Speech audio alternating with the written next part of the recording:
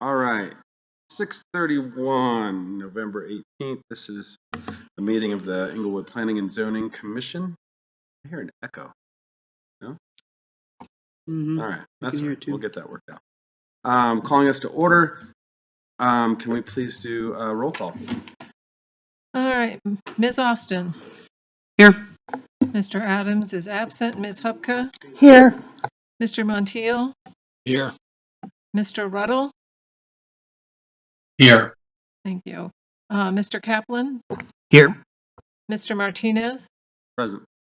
Mr. Renson. Here. Mr. Haggerty. Here. Ms. Cesario. Here. Quorum is present. Thank you, Nancy. First item on the agenda is approval of minutes from the October 21st, 2025 meeting. I hope everybody got a chance to review that very long minute that were attached there. Can I get a motion to approve? I'll move to approve. Second. I'm sorry, I didn't catch the second. Amy. Amy. Okay, thank you. I'm used to having you down here as well. I knew it was like it was further away. All right, Ms. Austin. Yes. Ms. Hupka. Yes. Mr. Montiel. Aye.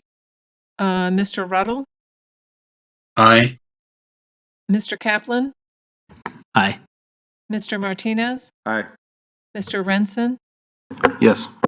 And Mr. Haggerty. Yes. Motion passes. Do we have, thank you, everybody. Do we have anybody signed up for the public forum? Or We do anybody not. online? I'm sorry. We do not have anyone Yeah, online. Okay, great. Yes. Moving right on to the study session. We'll hand it over to staff.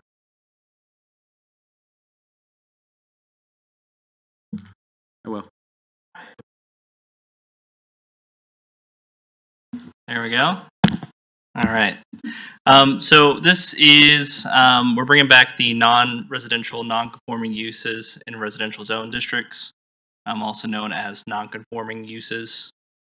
So just to kind of a recap of where this has gone so far. So in the summer, we had 3 neighborhood night meetings, as well as we attended the Inglewood Block Party to get public input on this. We also met one-on-one with the property and business owners affected about this, as well as a study session here in July, and then a city council study session in August, and then a historic preservation study session in September. So just a refresher for anyone who needs it for what these are. So these are properties that have commercial businesses on them that are located in residential zone districts. And so through no fault of their own, their uses on their property have now become prohibited. So this could either happen through, rezonings, it could happen through annexations, changes to the code, things of that nature.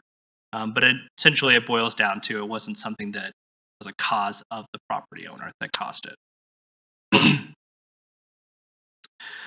Just remembering, kind of where these are located and how many. So there are currently 14 shown on this list. The 2 highlighted in red. One was part of a PUD that was recently approved, and then the other one is intended to go to residential. So at the time of this passing, there'll be realistically 12 of these. So what we want to kind of talk about tonight is a couple of portions that we need a little input on for when we bring you back the revised code. So the first one is regarding the allowed uses on the property and how to structure that. Additionally, on that one, are there any sort of limitations where you'd want to see these uses come through a special exception process that involves a hearing? Also, we'll talk about limited expansions to the structures as well as site improvements, and then as well as larger expansions that might go through that same special exception process. All right, so the first part is the land use considerations. So there are really kind of two ways that we see that would be beneficial to write this. So the first one would be tying it to a zone district. We kind of talked about this at the earlier study session about doing the MUR 3A, which is a very restrictive zone district that basically allows for some limited offices, and that's about it. Through the public outreach, as well as input from this group, as well as council, we heard a lot of interest in retail opportunities, restaurants, grocery stores, things kind of in that corner store nature. So taking a relook at those zone districts, the one that kind of fits the most with those is kind of the MUB1 district. So this district is also the one that has the most emphasis on pedestrian-oriented uses.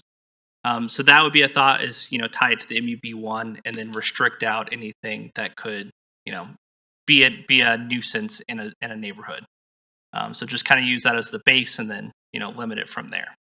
The other option, if you didn't want to go that route, would be to do a short list.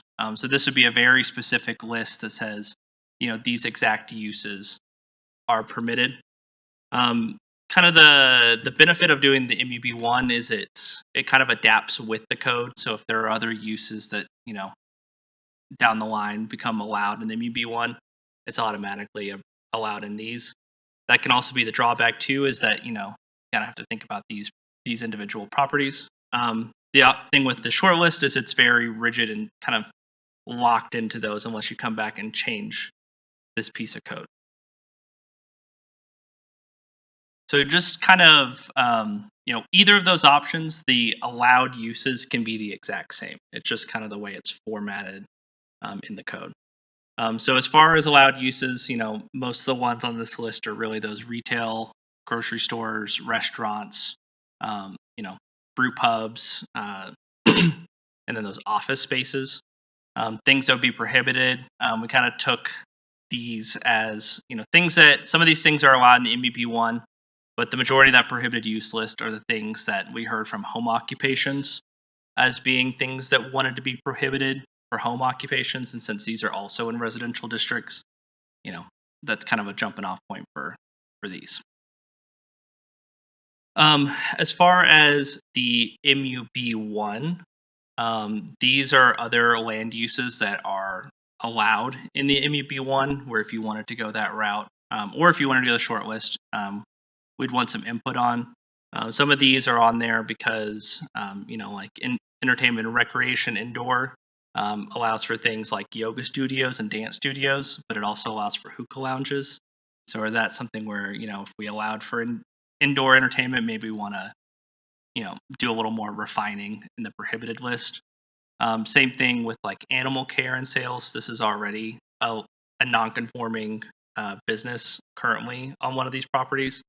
So is that one we want to look at allowing or putting on that prohibited use list? So that's kind of it for these land use considerations.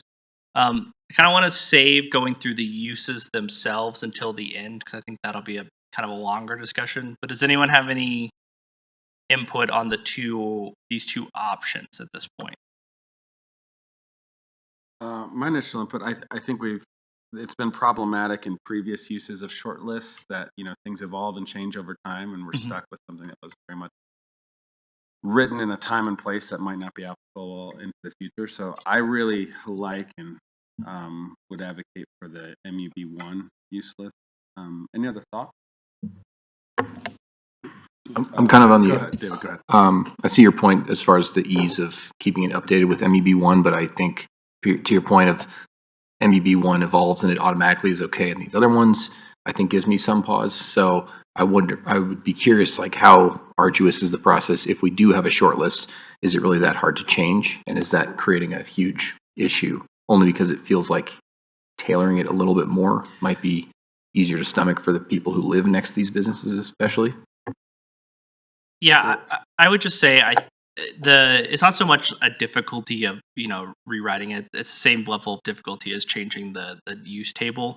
It's just that when it's tied to the MUB1, you're talking about a much larger area, so you're kind of considering all of that.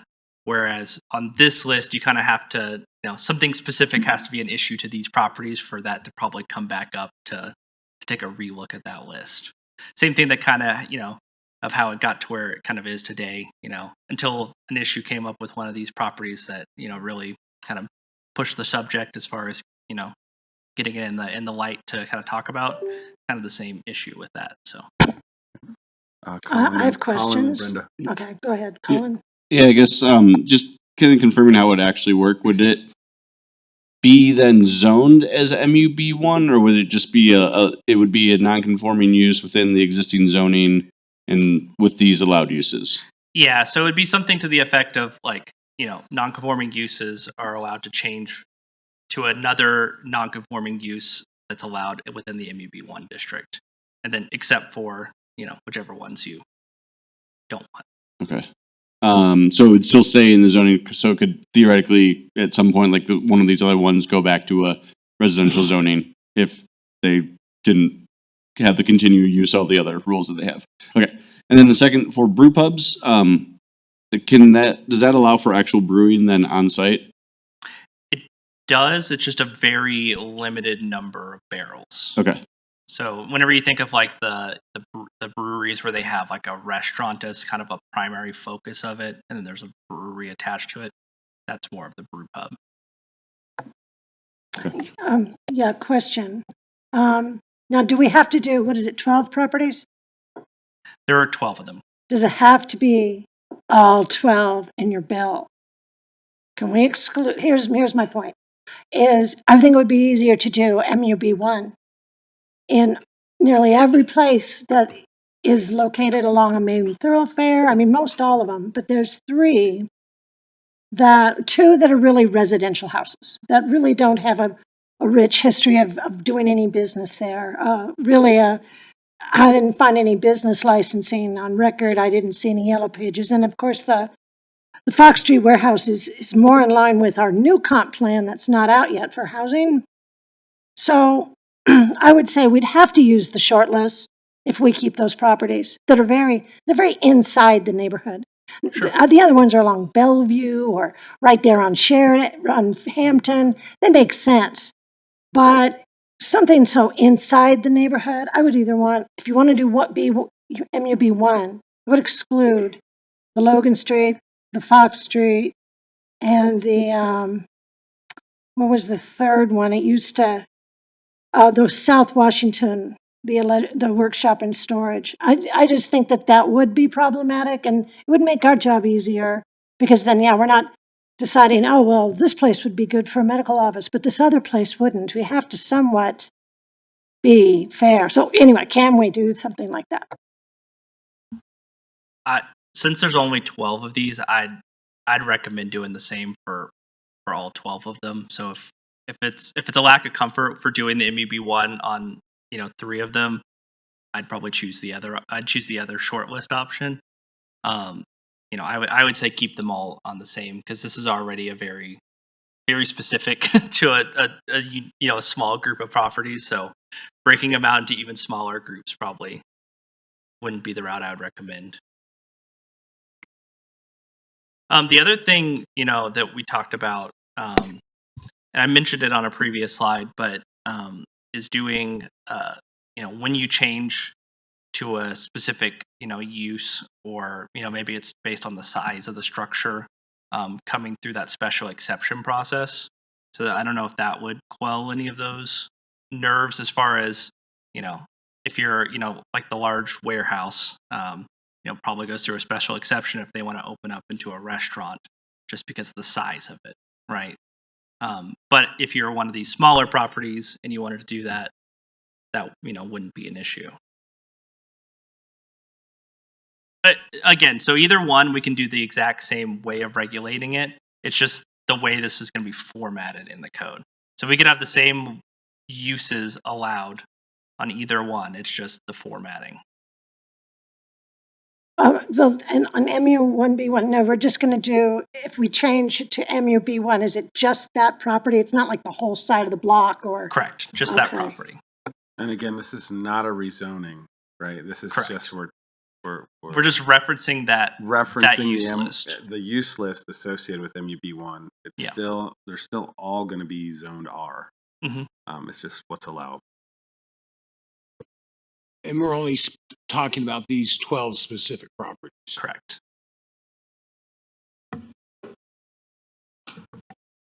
I don't think the chicken coop is there, or is it anymore at 4,800? Yeah, the house is there. I walk by it Yeah. every day, but I don't ever hear chickens. No, I don't. Yeah. So this list. Are there chickens there or not? So the list of the 14 that are there are the ones that are still currently registered as legal non-conforming uses. Okay. So for a while, that was us sending out a letter to them and saying, "Are you still doing this thing?" And then they sent a letter back that says yes. That stopped a couple years back, but all of these were registered at one point or another as legal non-conforming uses. Just a quick question. Do you think that having these, allowing all this to continue and go into the district, are we setting any precedent that would be not a good thing to do about the uses, or no? Because this is specific to these properties.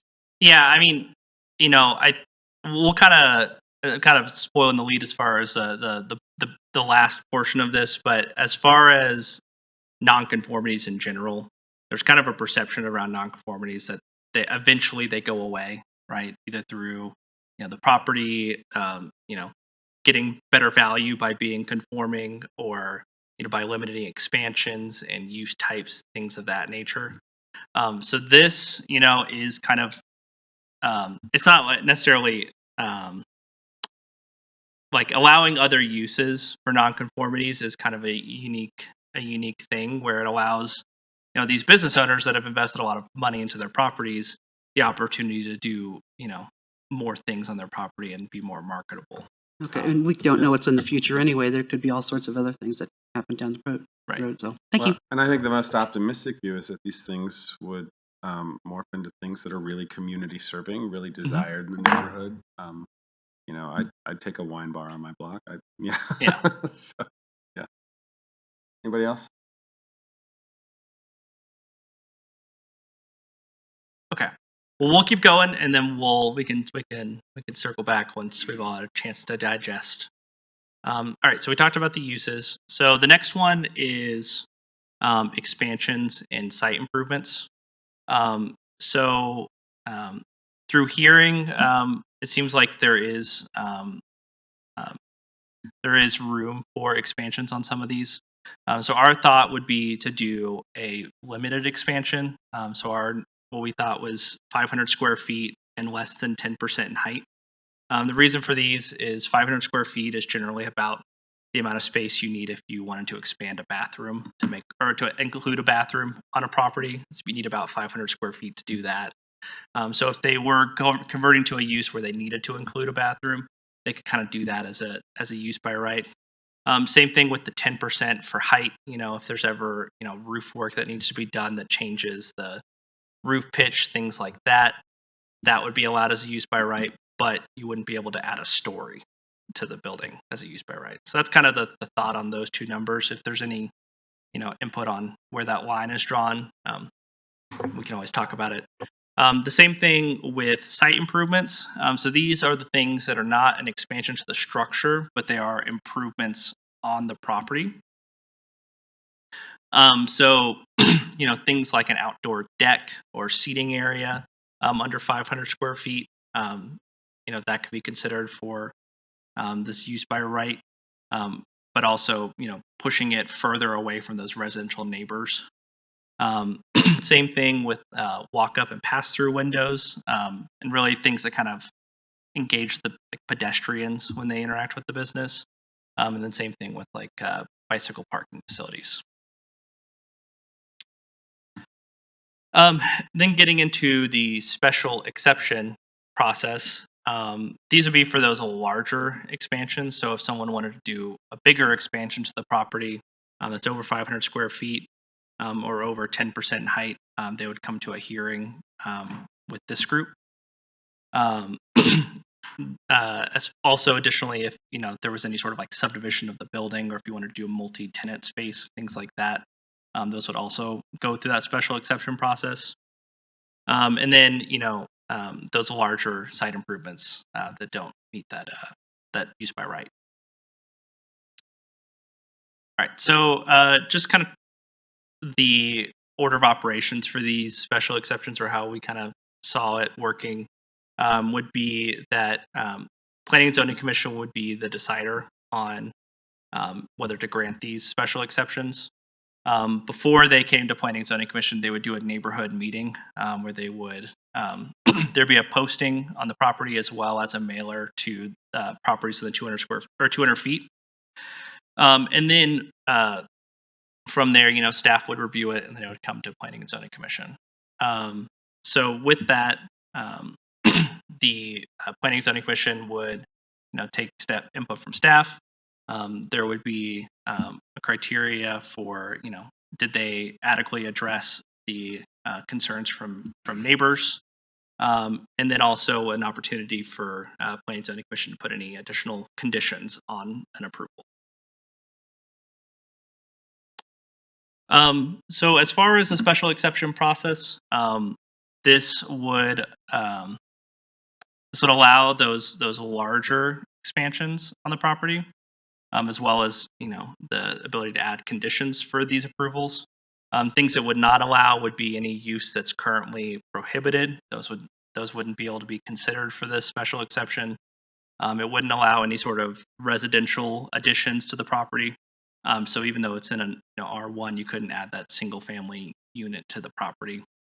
It wouldn't allow for structures closer to neighboring residential, and then no height increases above what's allowed by the base zone district.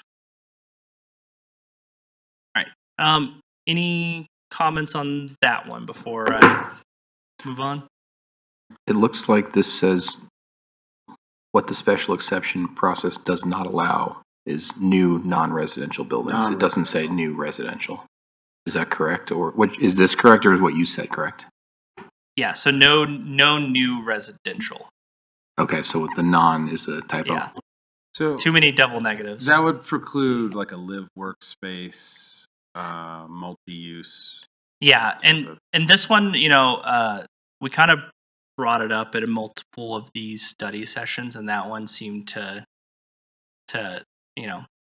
have more concerns to it than a lot of the other uses. So that's why we included it as prohibited on this. If that's something y'all want to discuss, we can edit that, but that's why it ended up where it was. We had that one come up from one of the property owners.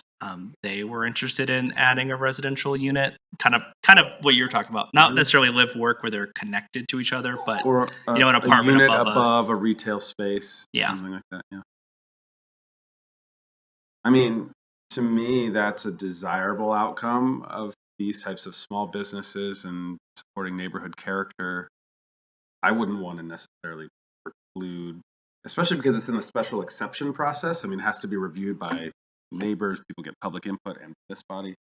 I wouldn't automatically want to rule out additional residential spaces, especially we're talking about adding ADUs and missing middle type housing typology. Like, why would we exclude it in these areas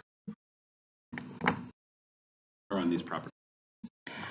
Yeah, I'd be more concerned that they're going to level it for a Circle K, So I don't have a problem with that. But then again, when we look at the option 1 and option 2, option 1, the MU, is an administrative review to begin with. And the other one, option 2, they would come to planning and zoning regardless, right?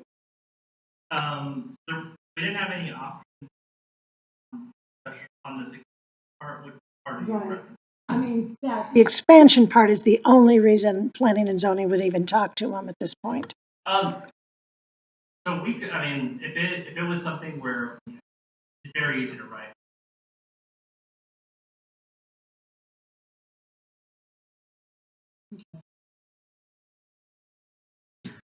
I agree with what Aaron said as far as I think that's too restrictive to just say it's not allowed through the special exception process. And sorry. Can you go back to the does allow, does not allow?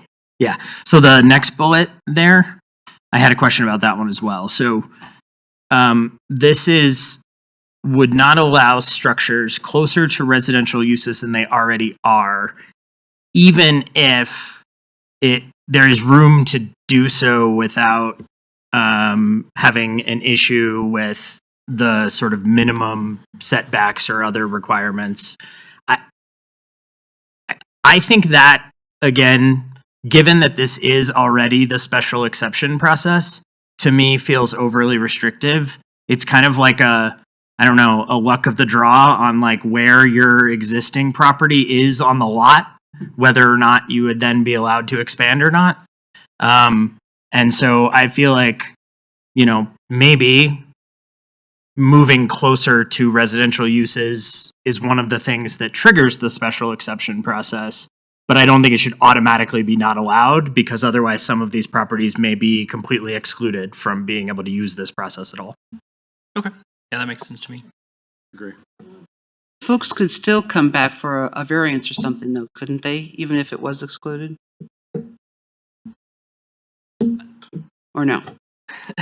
Here we go. I would think they would. I would think that this would keep them from applying for a variance, but I don't. I mean, maybe. This seems like a dead end here. Right? Yeah, It's I mean, specifically excluded. This may have to say you could get closer than you already are, so long as you're not violating the setbacks of the district. So if you're allowed to get to 5 feet, that's as close as you can get. And if you're already at 5 feet, I'm sorry, you're going to have to find a different direction to go. But if you're 20 But if you're feet at away, 7 feet, maybe you could get the extra 2. Or if you're at 10 feet, you could get to 5. And then that would, the last thing that we want to do is require these folks to go through multiple sets of public hearings. So that may be a question we can talk to our city attorney's office. Likely, it would require a variance if they're getting within the setbacks.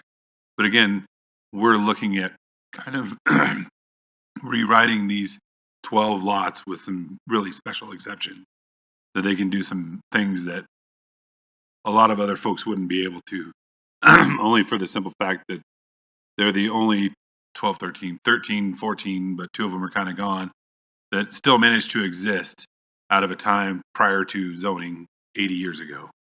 So they're kind of these lucky folks that just made it long enough, and now we're going to kind of work on making it a little bit easier. Yeah. A quick question on the 10%. Is that 10% above whatever the current zoning is, or just saying 10% of the existing height? Existing height of the building. So if it's 20 feet, they could go 2 feet? Yeah, and like I mentioned, it's not necessarily to allow you to add a floor to the structure or things like that. It just comes up sometimes, right, where you have to redo a roof and it ends up needing an extra couple inches or 2 for something. So it really is to kind of cover those bases where routine maintenance isn't bogged down by this. Would they be allowed to, if the zoning that they're in allowed for a higher, like another floor or anything like that, would they be allowed to do that? Yeah, so that would go through the special exception. Okay. So it's basically, if you want to go beyond the 10%, you have to go through more of a process versus essentially an administrative approval.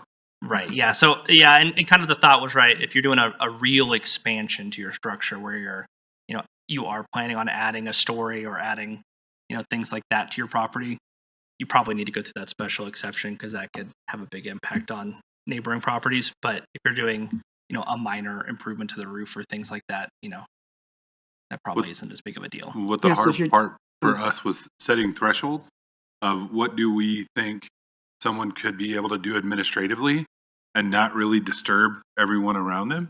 And that's a lot of what we listen to in public comment from listening to neighbors is we really like this, but there's got to be a line somewhere where we get involved. And so a lot of what Will has done is kind of set those lines of, you can do the small expansion. The bathroom thing came out so that if somebody wanted to convert to like a restaurant that may require more restroom space because you have more occupants inside, we don't want them to have to eat up that interior space just to get there. So we get 500 square feet. I know that's more than you need, for bathrooms, but maybe hallways, things like that. So he tried to be really cognizant of like really, he was really thoughtful in writing these rules and working on these rules to think like, if we're administering them, what are the hangups going to be? What can somebody do really easily? And then what would cross that line and say the public needs to be involved, at least everybody surrounding this individual that's going to be the most impacted. And so that's where a lot of these, like what requires that special exception are ones that we feel like, okay, if you do this, yeah, we need to include the neighbors in this if you do this. And once we get the drafts out, you'll really see where those lines are drawn. But right now, we're just trying to figure out what kind of draft you want to see. We've got 2 different ways we can do things on a lot of these. And so we're trying to sort through that with you all. No, I really appreciate the thoughtfulness that went into like what separates the administrative approval by, the special exceptions. It seems like everything here is pushing things to be what we would want in our community and not a Circle K and, or something like that. It's focused on, pedestrian friendly, bike friendly, while also allowing these property owners to do some things that I think the neighborhoods would really like. So I really appreciate sort of how you've set that up. It's if this all seems efficient to administer, and I'm very much in support of that. I think, and correct me if I'm wrong, if anybody else has any thoughts, I think it really what we just go back to is option 1 or option 2 of MU B1 or a short list of uses to approve. Does anybody have any other thoughts about that? I do. Yeah, I I need Go to ahead. say something. I wish Victoria was here tonight because I'd like you guys to take something back to legal. Something that I've thought about, and it's grocery stores, which sound really neat. And see, you're more of an optimist. You're like, it's going to be a wine bar. Everybody, I'm the cynic who plans for the worst thing that's going to happen. So I don't know if not allowing beer, wine, and tobacco sales is tenable. And the reason I say that is because ever since Colorado allowed grocery stores to sell beer and wine and liquor, judges have been more likely to hear cases about people, small businesses who've been denied. And the special thing about Englewood is that we already have beer, wine, and liquor and tobacco sales within 2 blocks of a grade school. And we already have those things right up next to residential areas. So Englewood might find themselves in litigation if somebody bought, say, the ice cream store because they thought that they could have a full-use grocery store and then found out, no, you can only sell fruit and bread. And they can sue for, I think it's a fair use law. Well, there's Dr. Victoria about it, but Englewood may not be able to sustain that. We may lose. So you need to consider that. I think we would lose because keep in mind that we're setting a precedent here. Has anybody else in the state done this? You said Spokane was your example. We done this a lot in Colorado. So I'm not trying to rain on the parade, but I'm being realistic. And that's why I'm very covetous. I have a lot of covetousness about those 3 properties because I worry that we would lose control about what happens to some of this based on if somebody were to, or at the very least, we might have to tie up our legal people trying to fight this. So food for thought. I would rather do MU, but if it were not for those 3 properties. I really appreciate what you've been doing here too, because, I just went through a bylaws process with a organization. It's the same sort of thing. What you're doing is trying to build a structure around something that will make it go forward and be useful. And I also think you're to be commended because I think you're just trying to build in enough flexibility. So if you need to go from a flat roof to a slightly pitched roof, it'll be fine. You can do that without triggering all sorts of things and that sort of thing. So I'm more on the optimist side, but I appreciate your comments because I haven't really thought about things like that. So, but I'm comfortable with what we have here. All right. I do have one more part before we circle back that we did want to talk about. So this is kind of the overarching way these regulations can be written. So one is to have an existing commercial structure regulations. This is kind of more similar to like what Spokane did, which would be a new section of code that these properties would fit into. So, like I mentioned before with nonconformities, there's kind of this air around them that eventually they go away. But a lot of times these properties end up as kind of cornerstones of their neighborhoods, and they kind of have an identity to them. So putting them in an existing commercial structures would kind of take away that non-conformity status to them, which would allow things like, if the building burns down, they could rebuild it. Things of that nature that kind of become a little more grounded and a little easier for when they go for, all their financing and things like that. The other option would be to keep it as the non-conforming use regulations. Again, for either one of these, we can write the regulations pretty much the same. It's just more about kind of formatting. This one has a little bit of a perception to it too. But as far as the non-conforming use regulations, we could have all the same things in there. If the group was not comfortable going with option one, we would recommend including some portions in that section about, the structure burning down, those kinds of things where maybe there's an option for them to apply for permits or a special exception to rebuild within a certain threshold of time. But anyone have any comments on either of those options? I mean, it seems like a new section in code for 12 properties is kind of a lot, yeah, I mean, I guess I just need to understand a little bit more of the pros and cons of each, but go ahead and question Brenda.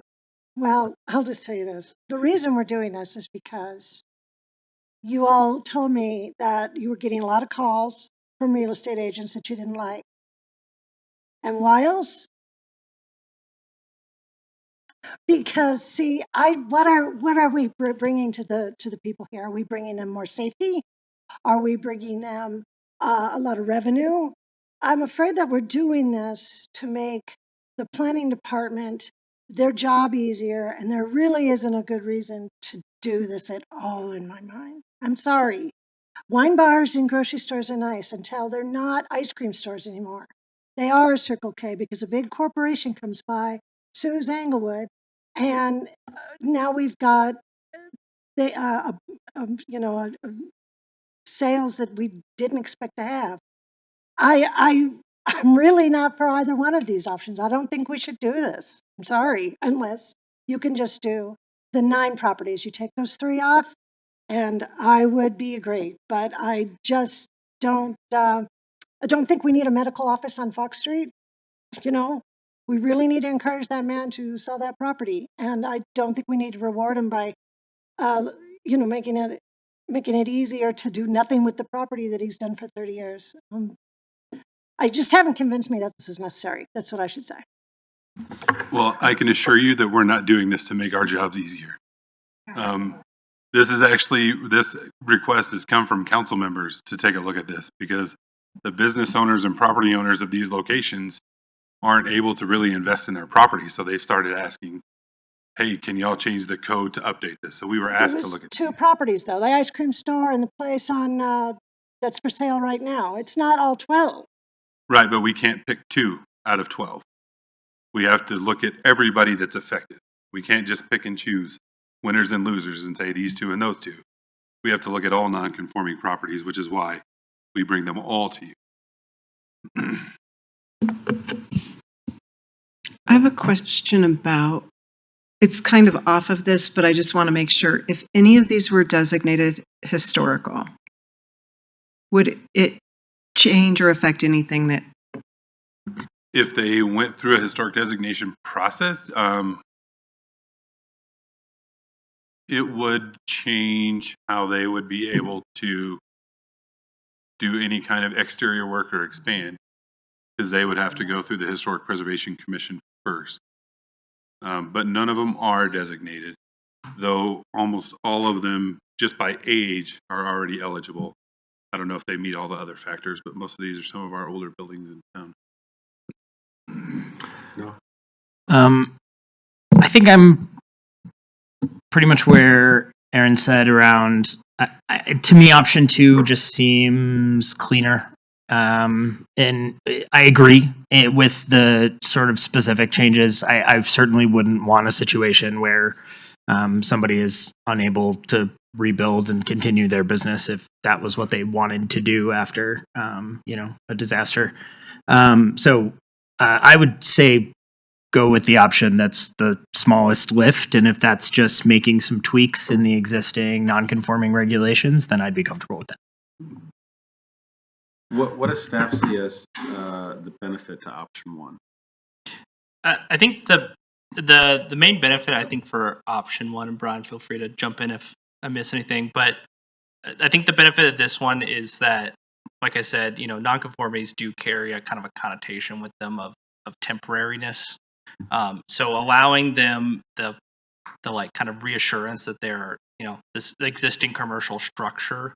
And then you can also have more kind of pinpointed, regulations in there, like, this is what lighting is for these existing commercial structures, and this is what this is. Like, we can do that too if we keep it on this non-conforming status.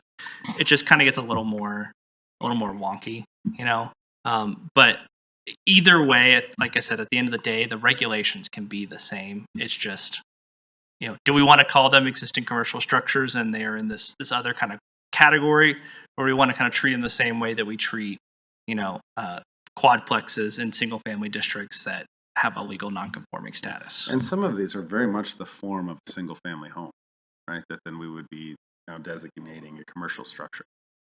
I'd say they're kind of like 50-50 split between ones that seemed like they were built as a residential structure that just happened to be commercial now, and then the other half where they were clearly built with a commercial intent. The other pro for option 1 is looking far out in the future, because that's what we do, is saying if this were to go well and anybody ever decided that they wanted to look at commercial buildings on other corners, like rather have it be like a new allowed use, option 1 is set up to where we could just carry that over. We already have the regulations in place. We know what they do. If we do it in the nonconformity section, then we're going to have to just redo this whole lift if it chooses to move forward in a different route later on, 10 years, 15. So that's the other reason. And to be completely honest, we've kind of given rough drafts of both sections. So writing it is not really the issue on our end. We've tried to work through different scenarios ourselves to try to figure out better solutions, but we're kind of hung up in saying, well, here's our 2 stalemates. Where do we go? And let's talk to P&Z about which direction. My take was just reading through it, my gut reaction was the existing non-conforming use read easier to me. I don't really have a great justification for one or the other. I think Brenda's comments are very sensible about it's good until it's not. So I think that's valid. I live close to God Save the Cream. I'm glad it's an ice cream store and not a defunct grocery store that was never open. But what that shows to me is the lack of permanence of any of these things, right? You can't guarantee what's going to be there. Would it be great if God Save the Cream, served ice cream outside and had a patio to sit on? Yeah, because I live 4 blocks away. But if I lived right next to him, I don't know if I'd be psyched about that. I think it's easy to make decisions for people that, if none of us live next to those businesses, it's a little easier to be like, oh, we can just let them expand. All these businesses moved into these properties at their own risk, right? I said this when we had the developer trying to change, residential zoning into construction storage. He didn't have to buy that property, and we bent over and let them do what they want. So rather than letting the laws of business dictate whether or not this guy should have bought that property, we gave him the keys to expand his business. He's never going to give that up until it's, we're all dead probably, right?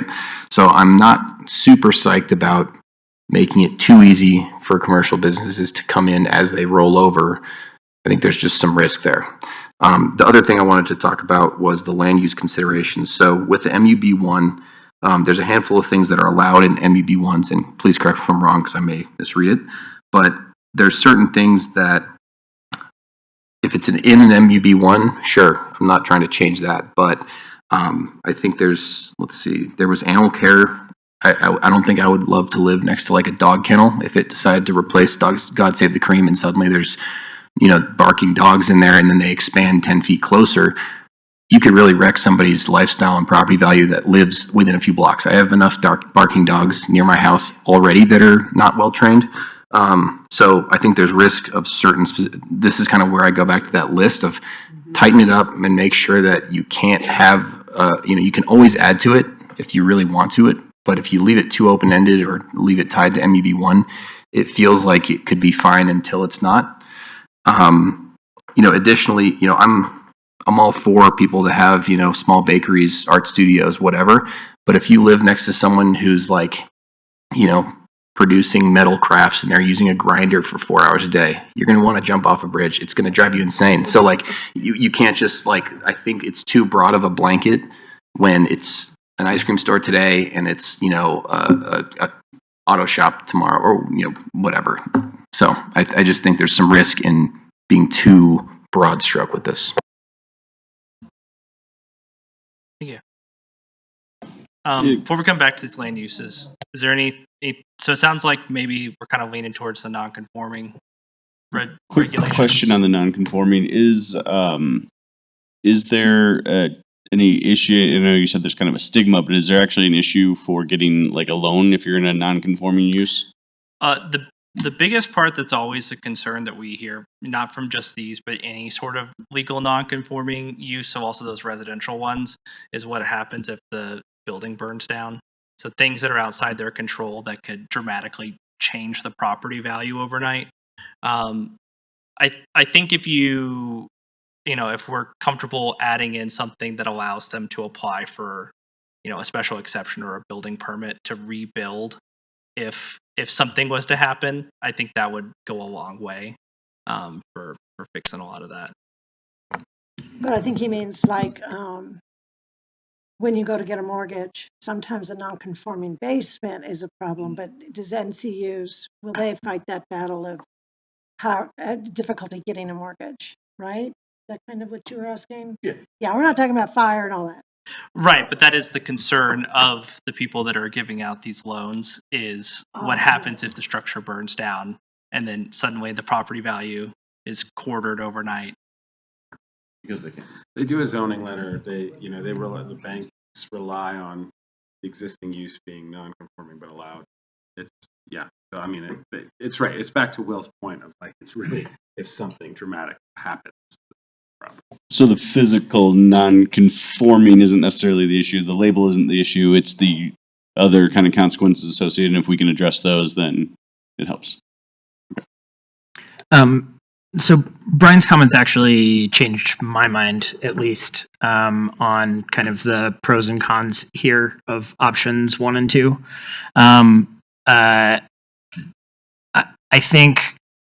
I think it would address some of these concerns about, a corner, retail establishment could become a 7-Eleven if you actually did have sort of a comprehensive set of regulations that applied specifically to these commercial structures in residential areas. I support eventually liberalizing, the availability of this kind of neighborhood serving retail. And I think if we can sort of do the work of deciding like where we think the lines are that we support and don't support, both from a land use perspective, but then also just kind of, facade regulations and the height and all the things that we're talking about as well, then I think it puts us in a good place to have drawn those lines for these properties and then say, and in the future, if there are other businesses that are, going to fit within that same model, we're okay with more of that. So I think we can kind of address some of those concerns about what happens when it changes into a different kind of business. and also potentially leave open the option for more of them in the future if that is what, kind of neighborhoods and, people in Englewood want to see. So I think there's a benefit in that way to option one. So yeah, Brian's comments changed my mind there.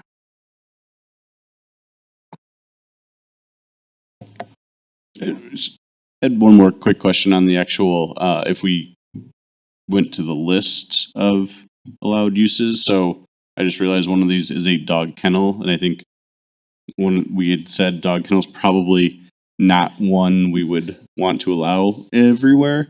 Would that mean that this location would no longer be able to have the dog kennel? Or because, yeah. Yeah, it would be the same legal non-conforming use that it is currently today. Because it It's just stays. if they ever converted to, they converted to a grocery store, they wouldn't be able to convert back to Okay. animal care.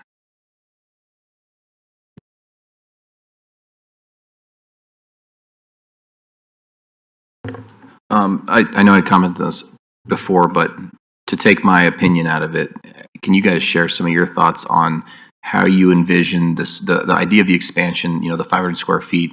You've done some legwork to figure out what is that reasonable threshold with the outdoor or other expansions, patios, etc. Again, if it's an ice cream shop, maybe no big deal, but again, maybe you're a quiet neighbor and even that constant chatter is bothersome. So how do you guys come up with that idea? Where do you see the sort of gray areas of risk with communities that are nearby these places if things like that are allowed to happen? And I think it's mainly from a perspective of if you're in a quote unquote nice, quiet residential neighborhood that has a commercial business, but it's not outdoor with 20 or 30 people chatting, they're not doing anything bad, but you maybe didn't sign up to live right next to that. And I don't want to be a NIMBYist in that regard, but what's your thought process there? Help us understand why you don't think that would become an issue. Yeah, I mean, and I appreciate the concern. That's kind of why we kept these to these more limited expansions. A lot of the things are kind of meant to be that more pedestrian oriented, so that's why it's kind of like seating outside, that kind of things. But yeah, I mean, as far as the way we kind of saw it is, with a lot of these, so like the outdoor seating, we want to kind of get it to where it kind of pushes these businesses to put those closer towards the street and away from those neighbors' houses and things like that. Also things, like lighting and noise. There's definitely some sort of, there's like the nuisance cases and things where we can set a number where, not over this lumens of, light pollution or this level of noise. I mean, there is always, the concern of, people sitting outside and being loud. But we could try to regulate some of that as best we can. And some of the square footages, especially for outdoor spaces, come from, if you were to allow patio seating along a sidewalk, we generally have 35 to 50 foot lots. We're trying to think of just this number that can encompass all that. But that's also something we can easily say, okay, this all requires the special exception, because that's going to be something that may, cause an issue with the neighbors, or there would be concerns. Part of the outdoor seating areas where that, I want to say that they required screening. They would require a 6-foot fence or a landscape screening. So we can build the regulations however we need to ensure that we've thought about, trying to mitigate as many of these negative factors as we can. I know I'm a planner. We do this all the time. We're not going to catch everything. We can try as best we can. Somebody's going to come up with something somewhere down the line that's going to say, oof, we didn't think of that. But, some of this allows for some of that flexibility. Some of it just says, no, we'll have to go back and revisit these regs for that. But no, we're trying to think of things that might, and if you all feel like the outdoor areas require the special exception, we're more than happy to change that and say, okay, well, this would require it. Or if you set a threshold on, a 2,500 square foot or a larger like restaurant or brew pub or food service industry, that would require a special exception. We're more than happy to do that. We're not tied to any of these. We just tried to set some what we felt were more common sense thresholds, just based on how our zoning is already written.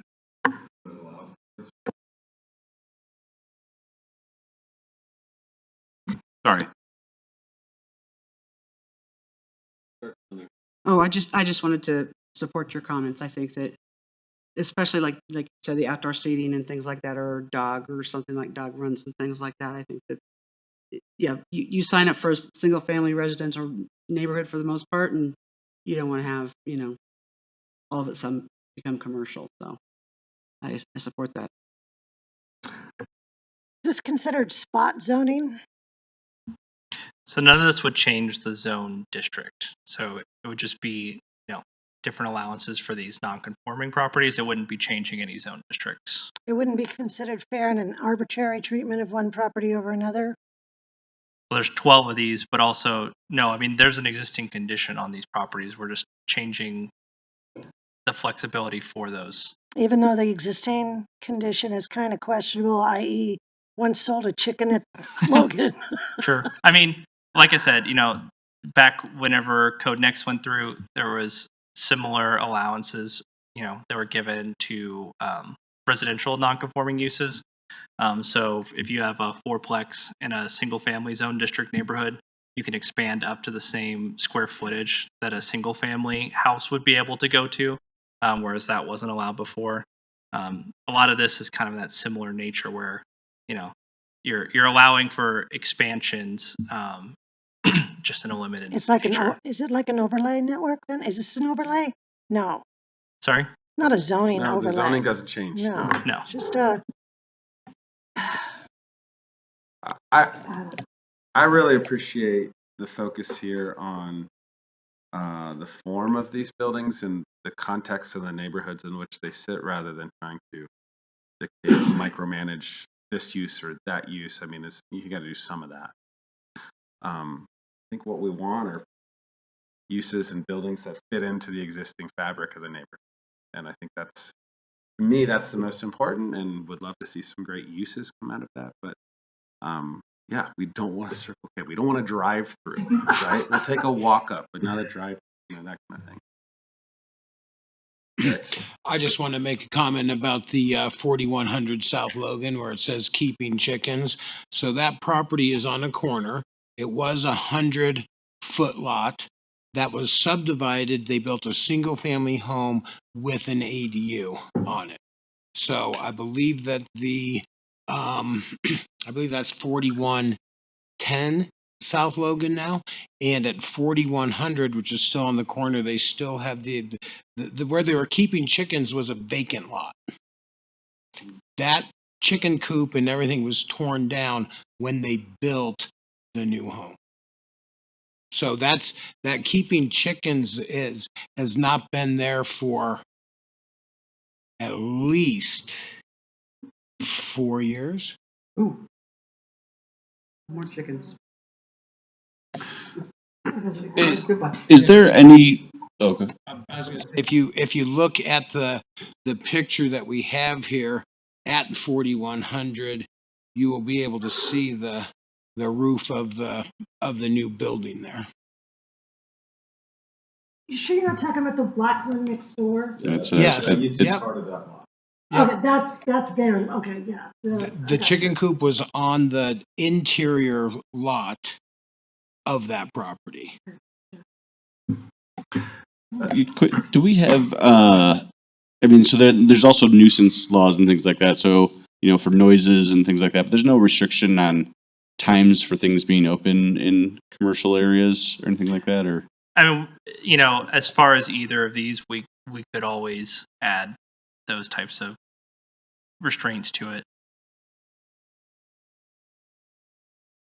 I'm curious, let's say that this goes into effect more or less as written. You can do a 490 square foot addition with no overt oversight.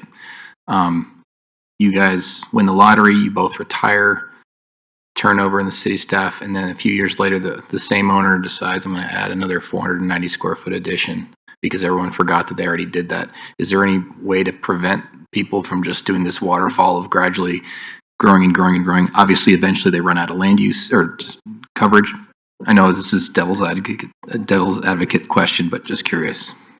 Yeah, I mean, there's probably ways we could add. You know, I will say there's kind of a similar question that comes up a lot with, and again, going back to the residential non-conforming uses, where if you're encroaching into a setback, you're allowed to expand that encroachment up to 50%. So if you're, if 20 linear feet of your property is encroaching into the setback, you can go 10 more feet, and then 10 years down the road, you come back and do 15 feet. You could, I mean, at some point though, it kind of becomes like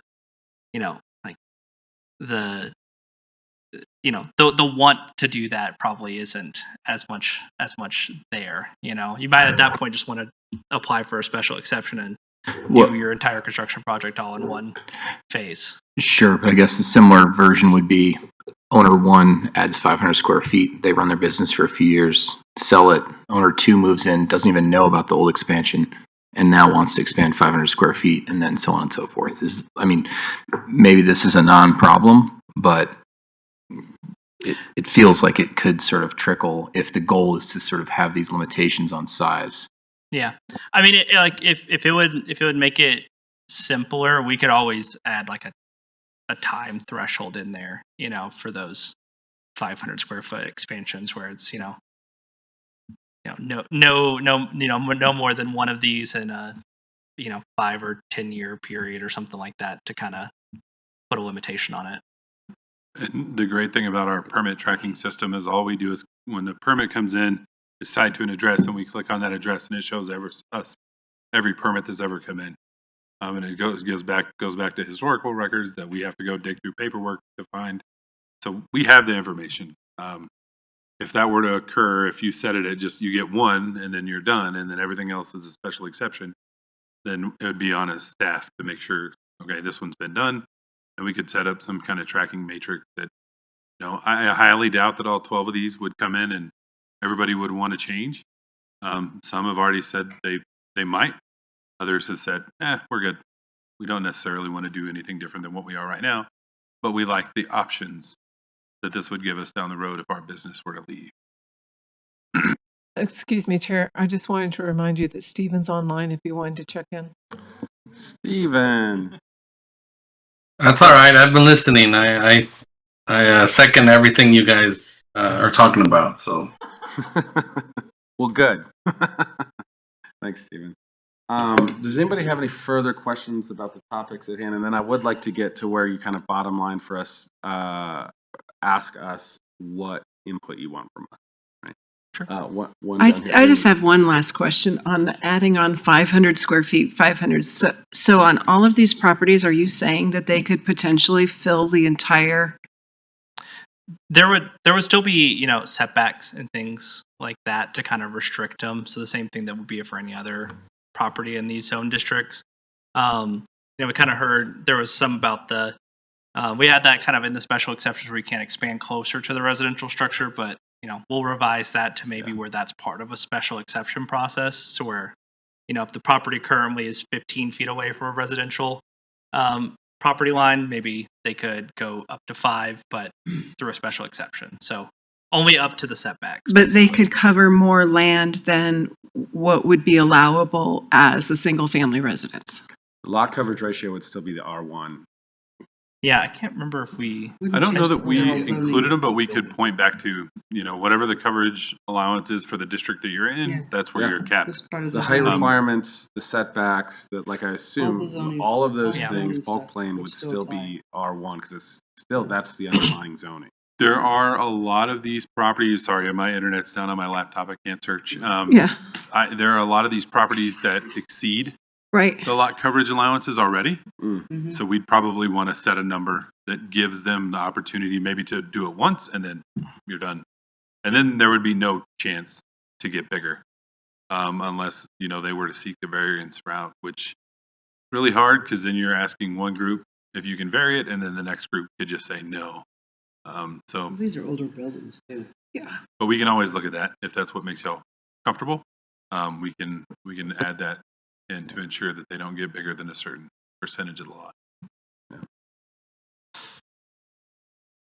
All right, other questions? No? I think that is another point in favor of thinking about a more comprehensive set of regulations, right? Because I think I don't know.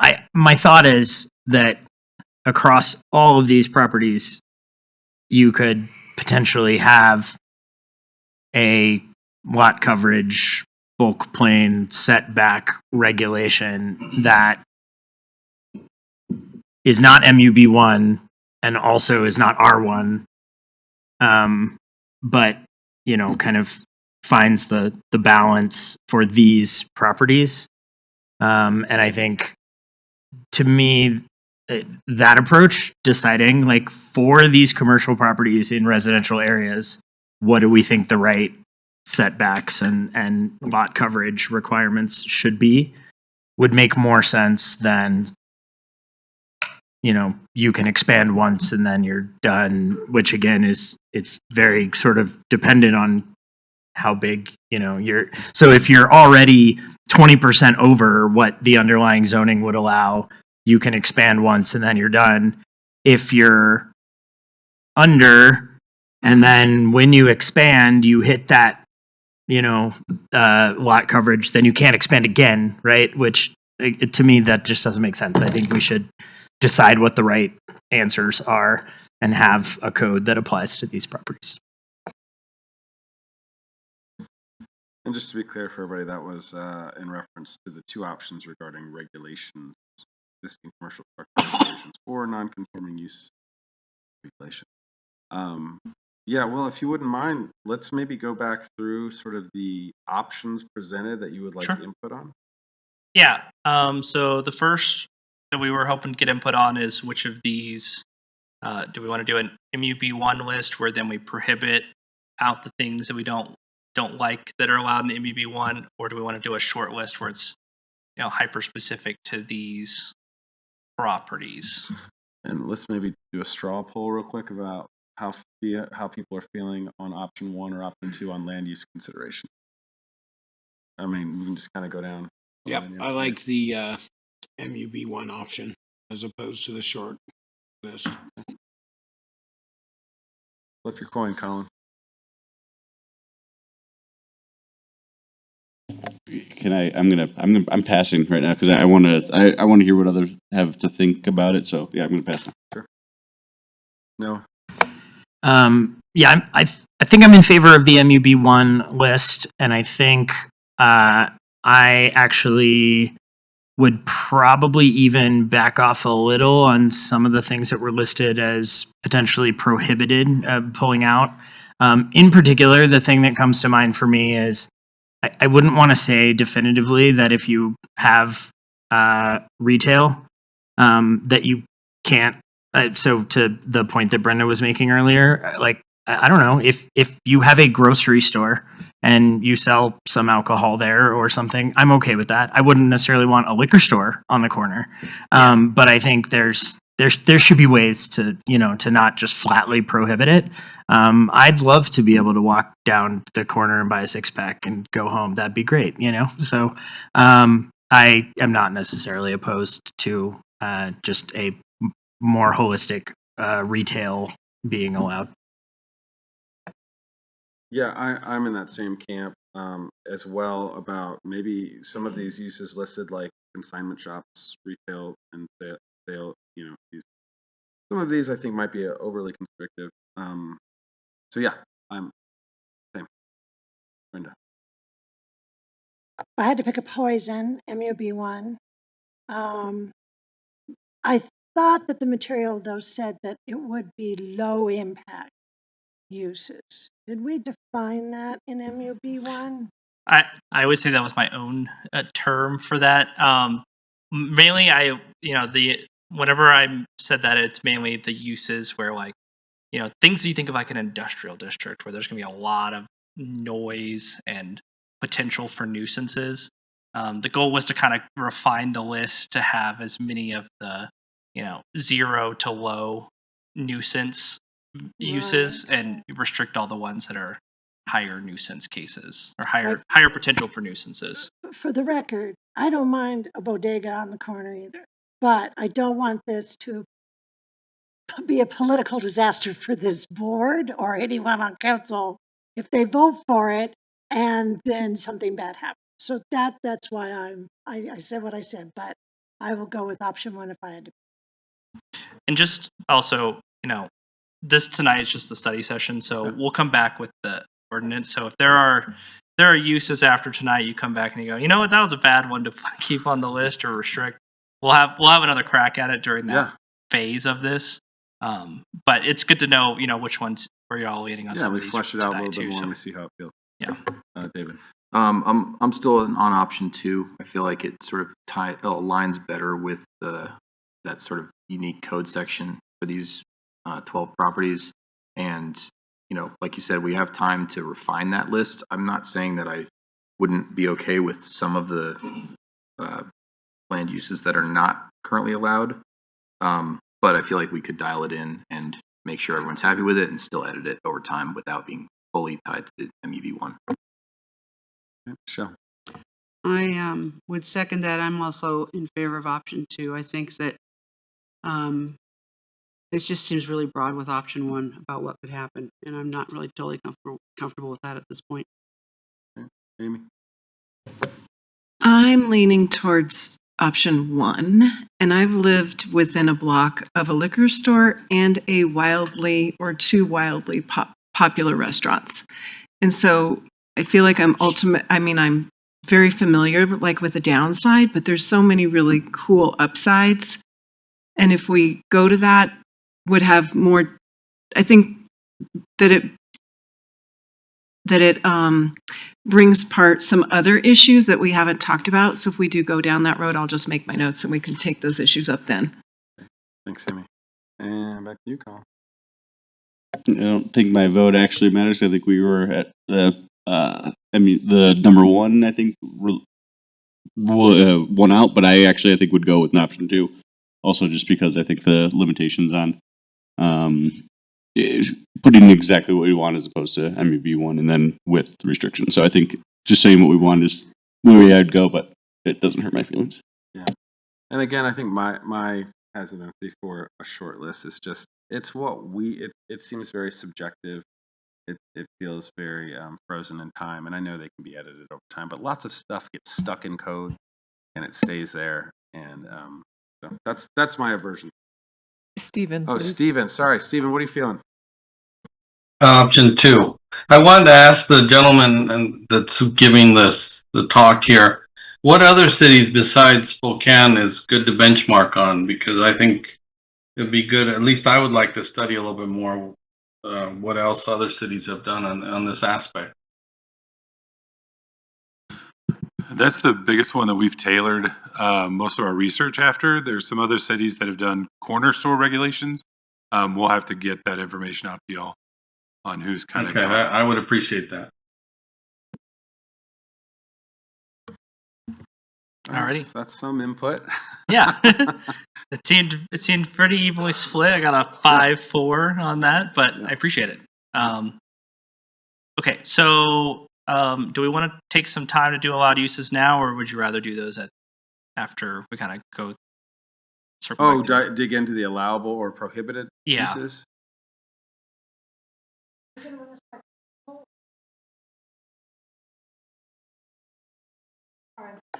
Yeah, you want us to do this now? Or are you going to go back to council with this and do a study group with them first? Or? Yeah, so our plan was to come back with the ordinance for y'all, and then it would go to the public hearing and readings with council. Yep. If we can keep it short, let's talk a little bit about uses. Yeah, and if more specifically, if you kind of want to tell us where to put these 5. These 5. And mainly, these we kind of picked out because they're, like I said, there's kind of some wonkiness to some of these. Like for instance, like entertainment or recreation. I would assume that most of you would be on board for dance and yoga studios being an allowed use, but probably not hookah lounges, maybe. Same thing with animal care. This one like I said, it was a legal non-conforming use on a property. Sounds like, as kind of assumed, these would be prohibited. Is Or- animal care distinct from boarding? It's kind of all encompassing of animal related uses. Same thing with personal services. There's some in there that have become more flexible in the last couple of years, like tattoos and body piercings. Where is that a use that you want to allow in these properties or prohibit? And then those larger breweries, distilleries, wineries, and then you made a good point about the manufacturing and do you want these potentially noisier uses? But maybe something like a small bakery is something that's fine. That one, to be honest, most of the time for bakeries we'd consider them food and beverage services, but that's the straight definition from the code, so a little odd on that one. So, on the animal boarding, I think, it's important to recognize that whatever we do doesn't change anything for the existing property, right? It's just could other businesses change to that?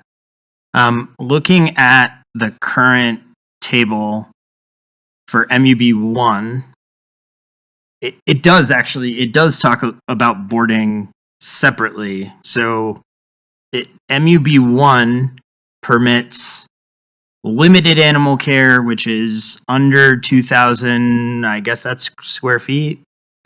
Okay. With no boarding. And then it permits small, which is 2 to 10,000 or limited boarding. But then when you get to general, which is more than 10,000 or boarding, that isn't permitted by right in MUB1. So I think if we're tying it to MUB1, then there is a delineation already that includes whether or not boarding is the primary thing. I mean, I take limited boarding to mean like if you had a vet's office, sometimes an animal might stay overnight, but it's not the primary thing that they're doing, right? But yeah, a boarder like on Quincy would not be permitted in MUB1 by right. So, I think that looks pretty good to me.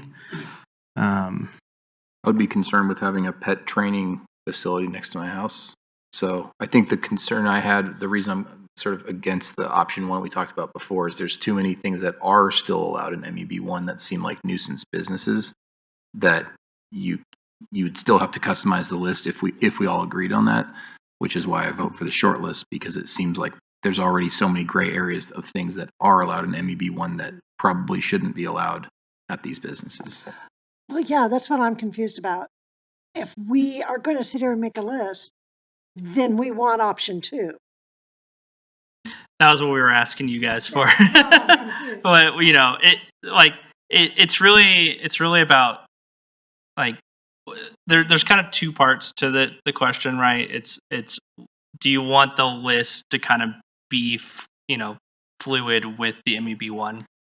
The other part of that too, though, is which one's easier to read a chart where it shows all the uses and it says except for A, B, C, and D, or is it easier to read a list that has potentially where it says like retail except for this kind of retail, and then restaurant except for ones with drive-throughs, and then that kind of stuff. So at the end of the day, like I said, the list can be the exact same uses. It's just which one do you feel like is a better format to achieve the goals?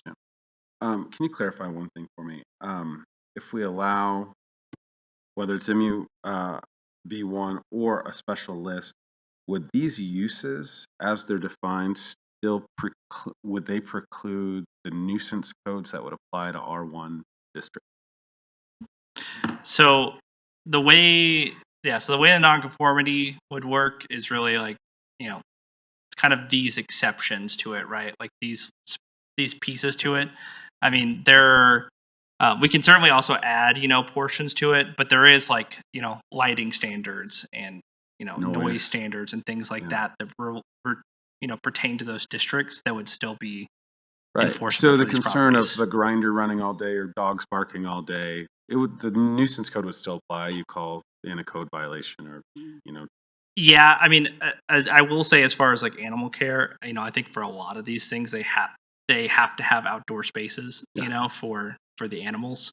So, if I was going to put that on one of the two lists, I'd probably put it on the prohibited one. But certainly if you guys have a See, this is what makes me crazy about doing all 12, is that along Bellevue, we have those doctor's offices, and that would be fine for animal care.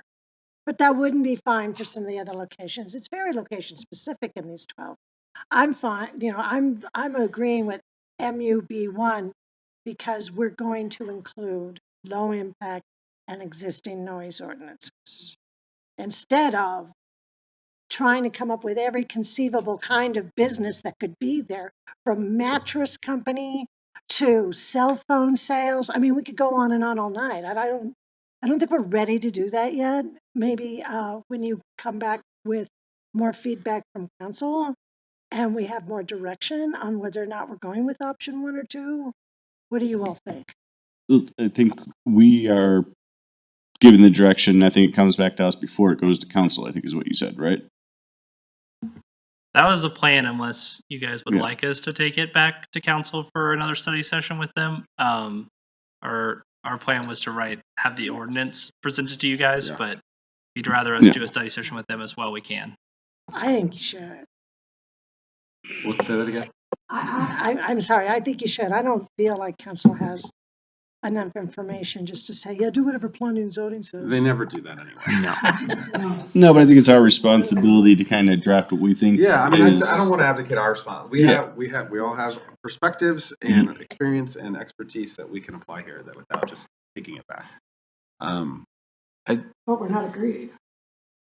I Well, mean, we're discussing. I hear what you're saying, Brenda. Like the list could be long, but because the list can always be edited, if it's a list that's tied just to these 12, we can always edit it and add to it if we come up with some reason to do it. But it feels just tying it to MEB1, I don't know, still feels a little arbitrary, and it feels like we still need to edit down the MEB1 list, and relying on things like noise ordinances is a bit of a risk, because then you could say, well, you know what, you can open your metal shop, but don't be too noisy. And then it's like, well, am I going to be too noisy? Maybe my neighbors are deaf. Maybe they don't care. Maybe they do care. Maybe someone is really bothered but doesn't understand how to get a hold of the city to complain about it. So I think there's a lot of gray areas of allowing things that are obviously shouldn't be there. I think that we could probably mostly objectively agree on that we could spend time on a list. There's lists of allowed uses in codes already that we could use as a starting point and probably cover the vast majority of questions. I wanted to say, I think my recommendation would be tie the list to MUB1 and take the opportunity to look at the MUB1 list and see if there's any changes that we would want to make, like overall. So like I'm looking at it right now, and personal service other has a whole bunch of very specific categories in it where Yeah. we've made a decision about is allowed, is not allowed. But then you made this point about entertainment and recreation indoor. It doesn't have that same delineation, right? So like we could, in MUB1, treat hookah lounges different than yoga studios. I like under food and beverage service in MUB1, a restaurant that is takeout and delivery only would not be allowed. Which is confusing to me, why that would be considered, more potentially impactful than a restaurant where people eat there. Yeah, I mean, I think. Yeah. Well, on that one, I would assume that it goes back to the walkability goals of it, right? You don't want a place where people can't come in to the. Sure, but if it's, I restaurant, mean, but- if takeout, like you Yeah. walk up to a place, get your food, So I don't know. I think again maybe the opportunity here is to kind of think about MUB1 and do we like what we have now, and kind of in the same or as part of the same process. Just decide if there's any changes that need to happen there. Are we allowed to ask for your guys' opinion on these two? Just Is that even acceptable? Yeah, I mean, full disclarity that the reason we have two options is because we disagreed on it. I had recommended the MEB one. Brian had done the short list. Like I said, at the end of the day, they can both be the same list of uses. It really comes down to how you read, right? I feel like I read more of all these except these. Whereas I can see both sides to it, so that's why no strong feelings really one way or the other. But yeah. And obviously we're on the fence also. Is there, what was I going to ask about MU?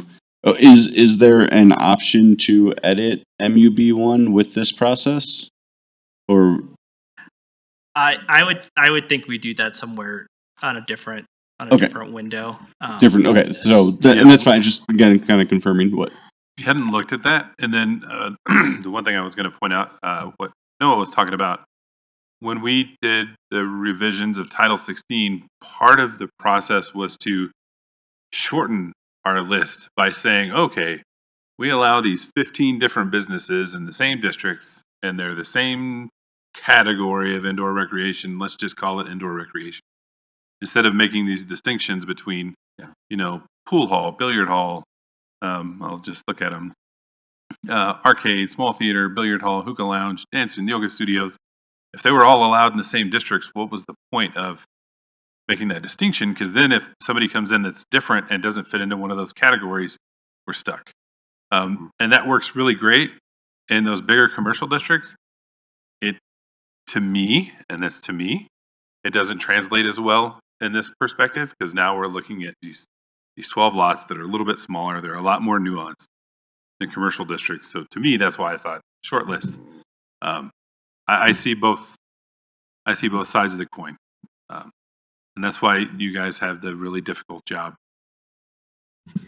I think the other concern I'd have, I think you mentioned it about everything's allowed except for these, is what allows some clever person to come up with some weird niche business. I mean, again, I know we're splitting hairs here, but that exception is where the gray area creates a problem, and then they do have a business, and all of a sudden, Brenda's suing the city or something. I lost the thread there. No, you're right. All right, so it sounds like this one maybe needs some more refining, and we'll maybe do a study session with council before we bring it back to you on this one. So we'll go ahead and move on, and we'll we got a lot of good input, and so we'll kind of refine it and make it a little more clear what those two options even kind of look like if we in the code sections as well. So as far as the expansions, so it sounded like from what I understood, there should be maybe in the special exception process we allow for some residential, and then there also potentially for some sort of lot coverage for these that's above what's in those residential districts. Maybe include some sort of limitation on the number of expansions you can do on that 500, just to kind of clear up that loophole. Also heard about some time constraints, maybe for the businesses, and then also allowing for them to get closer to residential properties through the special exception. Miss anything on that section? I think did you say the outdoor would also go to special exception? Because I think we kind of went back and forth on that one. Yeah, would you guys rather us, we could also, right now the way this is written is, you got to be at least 10 feet away. We could also look at, pushing that even further, or even making it where like it has to be to the side of the building, that kind of thing. Or would you guys rather them all be, or leave it kind of where it's at? I mean, I would propose keeping it as simple as possible. Again, knowing that these are 12 sites. So are you saying you would allow the expansion of the 500 square feet without any sort of exemption or right for just outdoor? The normal required setbacks. Yeah. So anything outside the norm would have to come for the exception, but okay. Yep. And I like it. I mean, there's fencing or landscaping, screening. Yeah. Okay. Did you have noise as a, So it'll probably fall back into like the noise regulations, but we can make sure to have like a clear like piece of it Reference. that says, Yeah. you know, okay, follow the noise regulations for your base district, something like Yeah. that. thank you. I don't want to open a whole new can of worms, but one thing I didn't notice before was I would actually not include new off-street parking even under the special exceptions. I would put that under the not available because again, the whole point of this is to Yeah. focus on businesses that serve the neighborhood and are walkable and all of that. And I don't think we should be adding parking in neighborhoods. What about I hear you on that too, and we kind of talked about it as well. And that was kind of why we put in the special exception, is to limit it. There is also sometimes though where you'll have like an alley where like you could do like head-in parking on that alley or things like that. Something you'd want to consider, or just a straight. And that goes to Prohibition special on exception, parking. right? Any of those would have to. Yeah, any I was new I parking was would be on advocating to special take it exception. out of Take it out. I even get the it. special I- exception yeah. process. One of the things that I'm not totally clear on, and this goes to the outdoor seating too, is like when you're talking about sidewalk sales and outdoor seating, you're talking about being in the right of way. An alley would be in the right of way, but Yeah. you're talking about if the property has like room in the back for that. So there's kind of already thing. city processes for businesses to like apply for expansions into the right of way for like Right. outdoor seating and things like that. Our thought is that, you know, if you wanted to do those things, those would just get handled through that process rather than this one. So that way you're not going to two different hearings for the same thing. Yeah, I think I would still, obviously I don't speak for the whole commission, but for myself, I think even your example of alley parking, I would say no, because if I lived next to one of these businesses, I wouldn't want them to put 4 or 5 parking spaces on It the could be alley employee behind the house. parking. It could be one stall. But that parking on the alley off of the side of the house would then not be parking in front of everybody else's house. Sure, that's true. But again, I my thought at least was that Walkable. we just, if you don't allow that, then we don't expand the sort of demand for vehicle Yeah. space in these neighborhoods. I agree with you in theory. I think it's pretty prohibitive, and it's going to come to a special exception process, and that's where we get to weigh in on: does this change fit the neighborhood? Does it serve the neighborhood in the ways we're expecting? So, I mean, I'm all for shrinking that list of like what we will never allow. Anybody else on that? I think the special exception process and the use by right stuff is generally pretty good, including the thoughts that we shared. All right, last piece. Would you guys? I think I kind of got it on the first round, but if we could just Regulation. options. Yeah. verify which one of these two you guys want. I don't think I ever spoke up because I was right in the middle of these two. I like the idea. Of if additional properties were to be included, having an existing framework for that. As option one being more beneficial to that.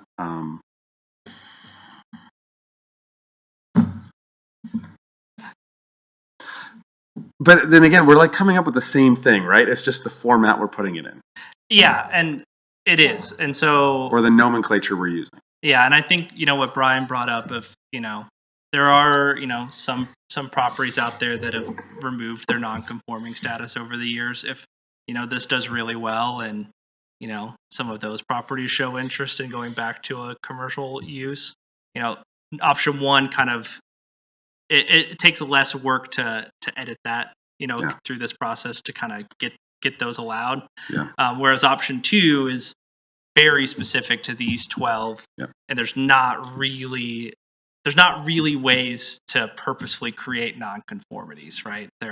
We generally try to avoid them at all costs. I'm for option one. Other thoughts?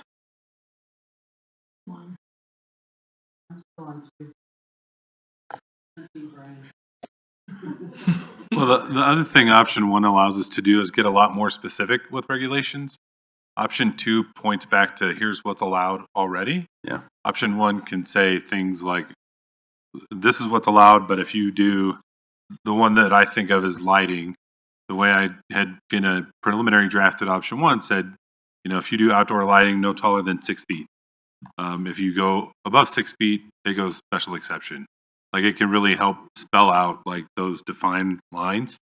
To me, it helps it spell it out a lot better and a lot clearer to say, part of what we do is to set the expectation of the development community and the public and say, here's what's allowed here, and that's it. And then the next step is this, and then the next step is no. So to me, option one did that a lot clearer, which is why, if you can't tell, that's the one that I wrote. Will did the non-conforming. So we play devil's advocate with ourselves sometimes. Yeah. So wait, Trying to Michelle, are you figure out still what Team Brian? Better way to do it. Jumping ship. I'm not going to hold it against anybody if they don't pick mine. Trust me. I like the concept of one for a future world that we're living in. So. Yeah. Do you want to just go down the list, down the line, and then Anybody else feel strongly option two? Michelle? Steven? No, Still- I'm sticking with one. Alrighty. Well, I think that's it. Unless there's any parting thoughts. I appreciate all the input, though. It was very helpful, and we made a lot of progress on it. So appreciate it. Yeah, thanks. Will and Brian, this was really thoughtful work and well presented. Thank you. Just real quick, what schedule? What was the plan for next steps? So it sounds like we'll do another study session with council. We'll kind of make it clear on what these two use options go, and then we'll have the refined pieces of what you've told us tonight. And then from there, we'll come back to you guys with an ordinance and a hearing. Great. I thought we weren't doing council. We already have No, a study for session uses. scheduled for February 23rd with council. So we kind of plan ahead. That's Yeah. what we do. So we had already tried to schedule a study session, but if we needed to, we could switch it to a public hearing with them because we have enough time between now and then.